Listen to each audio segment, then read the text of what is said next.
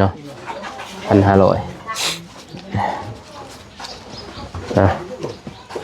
เลยจะได้ลายจ้ะเลยนับเบิ่งบ่มีป้ายเด้อ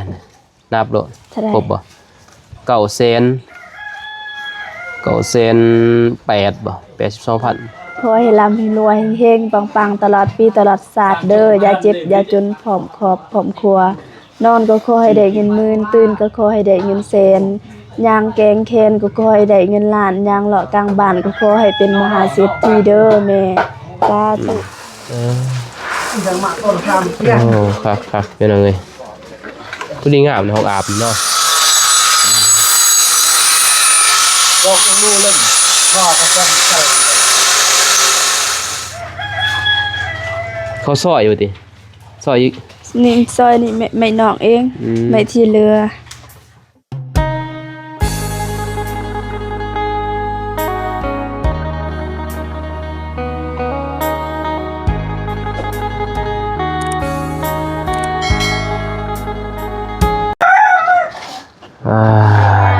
ตัวเป็นยังไงเนาะ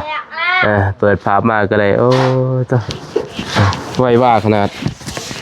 ทางในบ้านเพิ่งเฮ็ดมาจนเฮ็ดจนแล้วแหละเพิ่นว่าเป็นยังไงเนาะมาซอยตัวมาหาทางน้องบองคือเก่าเป็นยังไงกล่าวทักทายสบายดีสวัสดีพ่อแม่พี่น้องเมื่อสุคนเด้อบ่ว่าจะเป็น FC ฝั่งลาวฝั่งไทย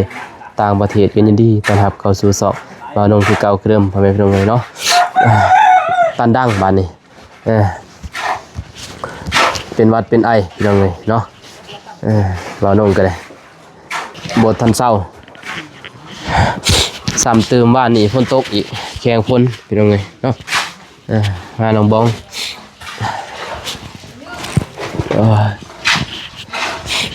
บ่ตูนเข้ามาแล้วบ่เข้ามาแล้วกำลังออกไปใหม่เด้อโอ้ยสบายดีเด้ออ้ายสบายดีพ่อแม่ผู้ใหญ่ใจบุญทุกท่านแล้วก็สบายดี FC ฝั่งไทยฝั่งลาวหรือว่าอยู่ต่างประเทศหรืออยู่ในบ้านเฮาก็ขอสวัสดีสบายดีว่าสุขคนเด้อกินยังไปเท้าข้าวเปียกใส่เห็นแต่ถ้วยเห็นแต่ถ้วยพี่น้องเอ้ยโอ้ข้าวเปียกซื่อๆบ่ได้ใส่ซีนบ่ได้ใส่ซีนใส่ยังบ่ซีนบ่มีใส่ตะเข่าก็แซ่บนะเนาะใส่เกลือเป็นนัวเป็นไงเนาะบ่าวน้องเคยกินตะกี้โอ้ยเป็นหวัดเป็นไข่เป็นไงเนาะบ่าวน้องก็มันจะเป็นได้มาแหละเพราะว่าสิเข้าไปหาทางบ้านน้องสลีนี่ได้หลบเห็นบ่ปางงาได้ระบาใส่นั่นได้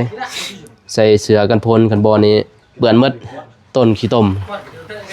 ทางเข้าบ้านน้องบ่หรือว่าจังได๋บ่นั่นเด้บ่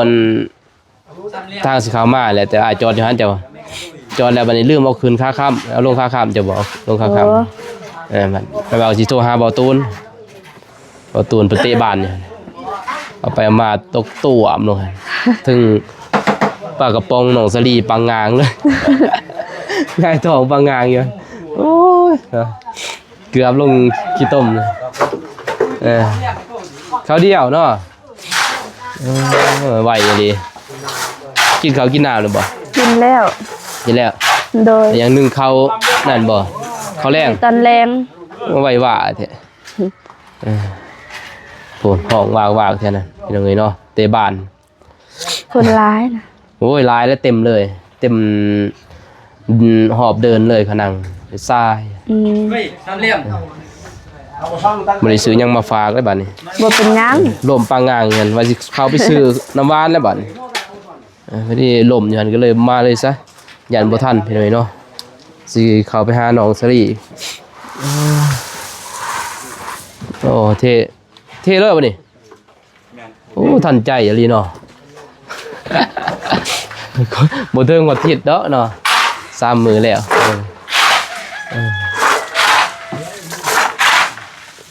ว่าสิเอามาอันนั้นเลขอันนั้นประทายก็บ่ได้เอามาซ้ำบัดว่าสิไปเอามื้อนี้ก็เลยบ่ทันเนาะซื้อใหม่เลยซะบ่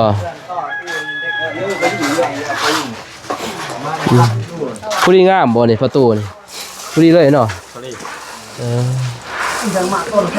โอ้ครับเป็นยังไงผู้ดีงามในห้องอาบเนาะ ลำเลียมปืนกระบอง นี่ก็ไว้เบื้องนี้ไว้นั่นเนาะมันมีรูปสภาติดยัง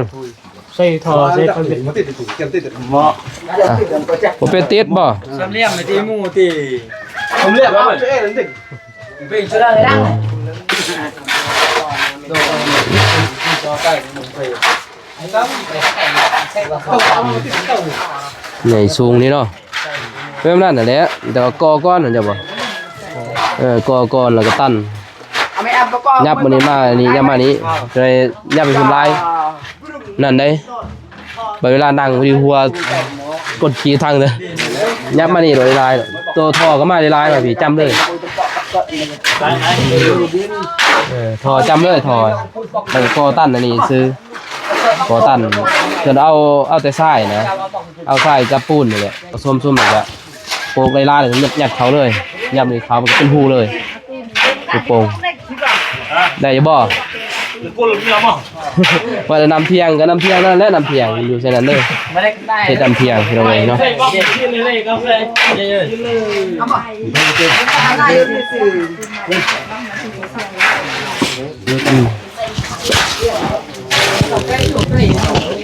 เป็นอยู่เต้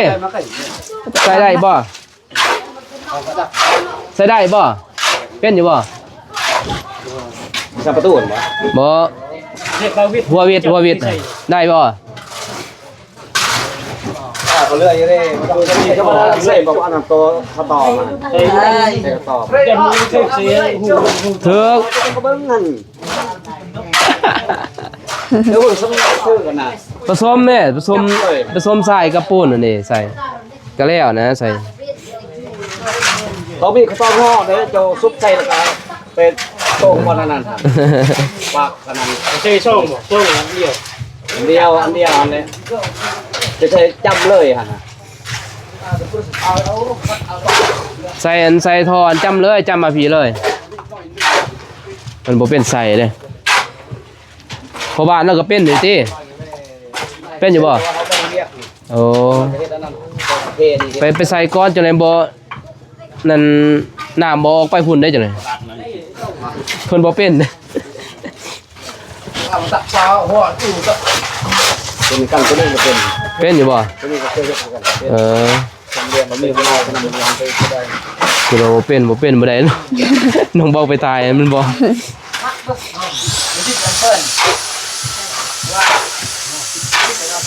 โอ้เท่ละโบนั่นบ่เบิ่งอะไรก็แล้วเลยบ่น้องบองเด้อหวานเด้อโอ้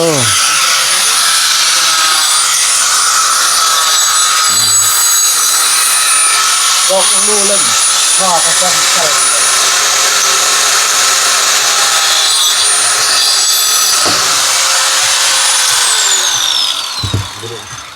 ทำไม่เดี๋ยวแกได้พุทธเดี๋ยวแกเดี๋ยวแกให้พุทธกินหน่อยเดี๋ยว แม่ก็นั่งเบิ่งเนาะแม่พุทธก่อนnóลืมได้เดี๋ยวแก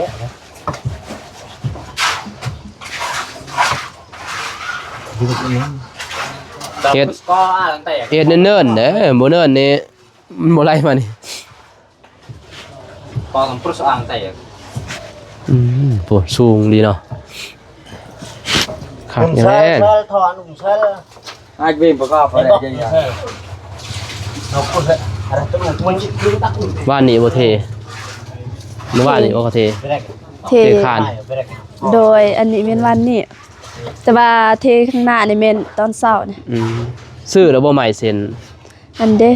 ซื้อน้ำไผ ซื้อน้ำในหมู่บ้านนี่แหละ เท่าใดเซ็นหนึง 90 มัน90,000 โดย จักโตเอามา 7บ่เลย7ประมาณ7 บ่ได้พ่อบ่ บ่ฮู้ พ่ออยู่บ่พ่อบ้านไม่เซ็นพ่ออยู่บ่เลย แต่ว่ายันบ่พออันนี้มัน4เมตรอันนี้มันเป็นซีเมนต์4เมตรเป็นช่วงเบื้องหลังช่วงบนนี้มันถึงอีกจะเป็นอุตต่ออีก มา4เมตรบ่ แม่น มาอีกตันบ่ แม่น แต่4เมตรก็พอดีเด้อตัวนี้2เมตร2เมตร8บ่ 3เมตรปลายพุ่นนี่ 3เมตรปลายบ่ 3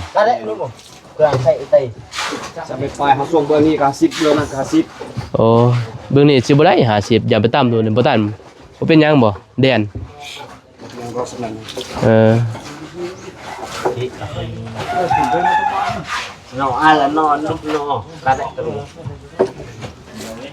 คือบ่เจาะใส่เลยอยู่นี่เจาะใส่ท่อมันเลย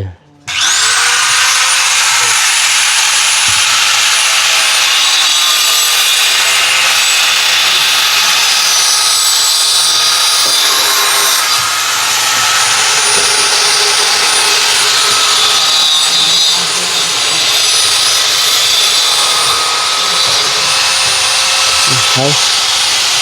บ่พอดีพ่อเนาะ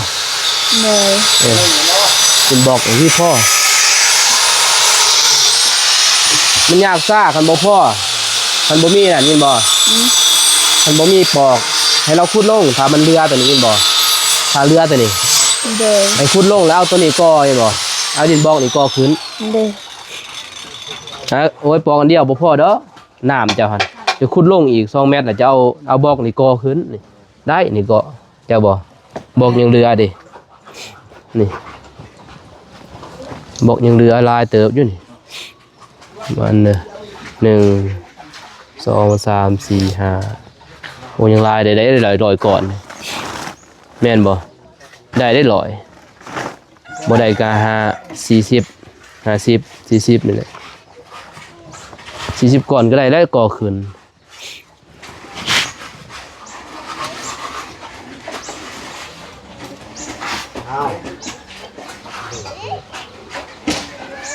สูงนี่เนาะสูงคักอะไรพี่น้องเลยห้องน้ำหนองบองดินจากหอดผีเนาะ เลยวัดนี้นะ วันนี้ปลูกผักได้ด้วยนี่ ได้ สบายปลูกผักพอได้กิน ว่าเด็กจะกิน ผักสวนครัวซื้อผักยังคือนะผักบัวผักแพร่พลังเนาะ เลย หอมปีพี่น้องเลยปลูกเป็นอะไรแล้วมัน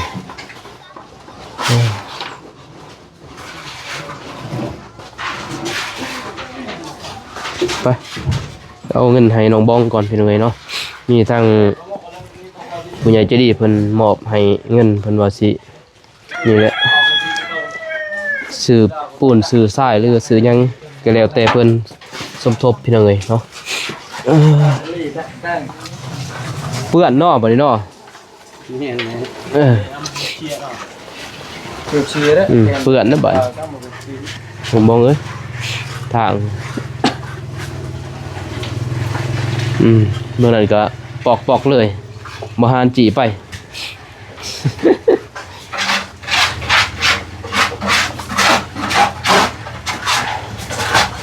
ตัว190บ่นี่ เลย เขาซอยอยู่ติซอยอีก นี่ซอยนี่ไม่นอกเองไม่ที่เรือ น่าจะพ่อติตัวบ่พ่อก็ซื้อเอาเด้อ เลย หมอบเงินให้แล้วก็ซื้อ เลย แถวบ้านขาบ่พ่อนี่ก็เงินไผซื้อ นี่น้องซื้อเงินที่ไอตูนมอบมาให้อายนี่นั่นจะให้น้อง เมื่อวานนี่บ่ บ่ มื้อนั้นบ่ โดยให้อายละ1เด้อเอาเงินนั้นไปซื้อ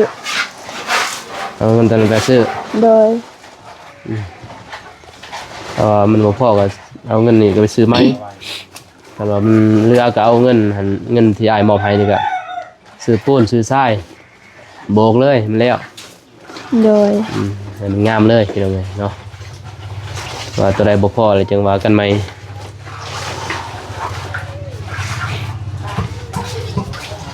ขนาดมันบ่พอจัง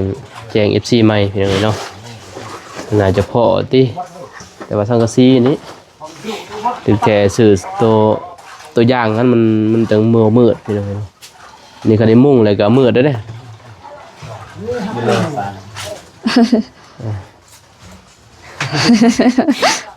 ใส่สร้าง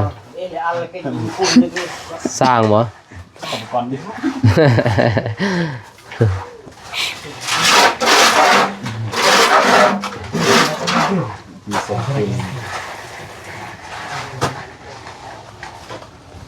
ก็ถือว่าบ่เปลืองเติบเนาะสายมีสิโบกนี่สิบ่พอเท่นี่พออยู่เลยมีโบกนี่บ่พอ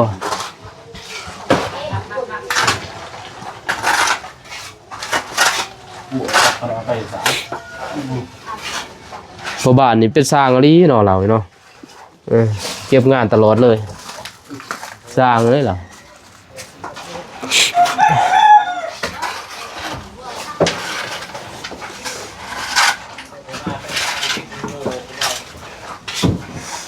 บัดมุ่งก็มันบ่เปื้อนไปเนาะออกมานี่50 80พุ่นแล้วก็เป็นแมตบ่จักออกมาเถิงจัง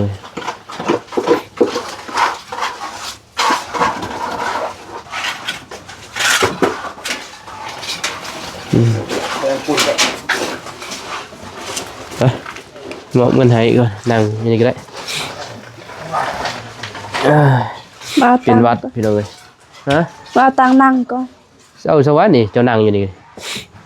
มีไฟจับกองให้อายเด้นั่งอยู่นี่ก็ได้เจ้าน่ะอย่านั่งอยู่นี่ก็ได้แล้วสิมอบเงินให้เพิ่นพี่น้องเอ้ยเนาะมีทางแม่อยู่ที่ขอนแก่นพี่น้องเอ้ยเนาะประเทศไทยอยู่ขอนแก่นเพิ่นอยู่ทางแม่ใหญ่เพิ่นพี่น้องเนาะมามอบเงินให้ทางมาลงบำเพ็ญสะพานบุญสมทบเนาะเฮ็ดห้องน้ำนี่แหละสิซื้อหยังทางน้องเพิ่นสิซื้อตัวใดบ่เพียงพอก็ไปซื้อเอาเด้อโดยเพราะว่าทางอ้ายก็บ่มีเวลาเลยเนาะมาลงก็เลยว่าสิบ่ได้ไปซื้อให้น้องเพิ่นมาลงก็สิมอบให้น้องเพิ่นเลยให้เพิ่นซื้อเองก็ได้อยู่นี่เพราะว่าถ้ามันบ่มีหยังหลายมีแต่ซื้อสิปูนนั่นแหละสิปูนกับไม้อยู่นี่มันก็มีเพิ่นเนาะมาน้องก็สิออกไปบ้านน้องสรียามค่ำเนาะไปมอบนั่นแหละเงินให้ทางครอบครัวน้องซ้อนเพิ่นที่แม่เพิ่นเสียชีวิตอย่างเนาะมาน้องก็ไปขอโมบุญนำเพิ่นเดินมาไปทางเพิ่นไปกินทานเลยเนาะ